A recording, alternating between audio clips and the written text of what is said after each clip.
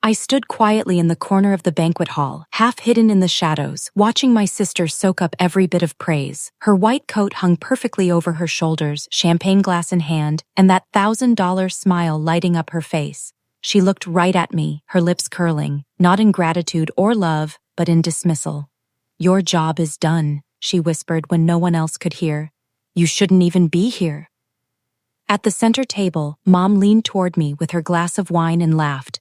"You don't know your place," she said, like it was the funniest thing in the world.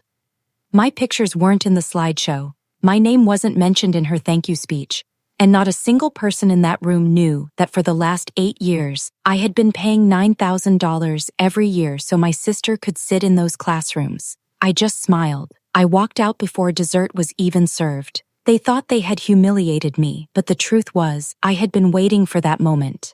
And when they came home later, their smiles didn't last. When Dad left, the bills stacked higher than the roof. My sister dreamed of becoming a doctor, and Mom said it was impossible. I made it possible. I worked 2 jobs, put my own degree on hold, and wired $9,000 into her tuition account every single year. "You're the backbone of this family," Mom would tell me. "When she makes it, she'll lift us all." I believed them. I believed her. But belief turns toxic when you realize it was never about family, it was about using me until I was empty. I first noticed the shift when my sister stopped picking up my calls. Then she started introducing me at gatherings as the one who helps out sometimes. Slowly, piece by piece, she erased me, but the final blow came at that graduation party. She didn't just forget me, she erased me completely. I wasn't family anymore, I was a disposable tool. That was the moment I realized they mistook my silence for weakness. I went home that night, sat at my desk, and opened the folder I'd been keeping for years. Inside were bank transfers, receipts, emails with the bursar's office, and signed notes from Mom begging me to cover just one more semester. I wasn't bitter, I wasn't angry, I was calm. Revenge isn't fire, fire burns too quickly. Revenge is water. It wears away slowly, patiently, until the whole foundation collapses. The first thing I did was visit a lawyer, a quiet man with a sharper mind than anyone in my family could ever imagine. He confirmed what I already suspected. Those payments weren't gifts, they were loans, recorded, documented, and legally enforceable. I smiled. "So I can collect?" He leaned back. "Not just collect, you can own them." Together we drafted contracts retroactively, complete with stamped dates and supporting records. My sister's medical degree had been built dollar by dollar with my money. She owed me $72,000 plus interest. Mom had even co-signed on 3 of those loans. I could have forgiven them, but forgiveness is for the undeserving. The second step was social. At her party, her colleagues raised their glasses to toast her brilliance. They had no idea she had been carried on her brother's back. So, I let the truth breathe. An anonymous email went straight to her hospital board, complete with all the financial records. No slander, just facts.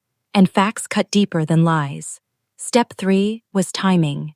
That night, when they stumbled home from the party, tipsy with champagne and glowing with triumph, I was already waiting in the living room. A single folder rested on the table. Mom's laughter was the first thing to die. She opened the folder and froze at the contracts, the signatures, the wire receipts. My sister's face went pale when her eyes landed on the legal notice at the bottom, a demand for repayment backed by a court date already filed. "You can't do this," she whispered. "I already did," I answered, calm as ever. Calm always cuts deeper. "Everything you've built, every exam, every lab coat, every certificate, was paid for with my money. And now it's mine to collect." Mom hissed, "You said it was for family." I leaned back, folding my hands. "And you said family takes care of each other." Tonight proved that was a lie. So let's treat this like business. Strictly business. My sister's hands shook as she turned each page. The interest alone would swallow half her first year's salary. If she defaulted, the hospital board would see she was already drowning in debt before her career even began. Her lips quivered.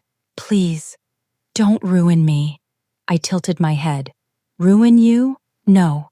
I'm just reminding you whose shoulders you've been standing on. You wanted me invisible. Fine. But invisible hands still pull the strings." They begged, they cried. But I never raised my voice. I calmly slid the papers back into the folder, tucked them under my arm, and stood. You wanted me gone, I said as I walked toward the door.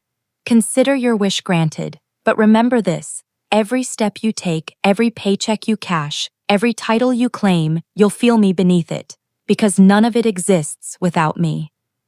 I left them sitting there in stunned silence, the air thick with their new reality. Walking out that night, I felt no anger, no sadness, only clarity. They thought my place was beneath them,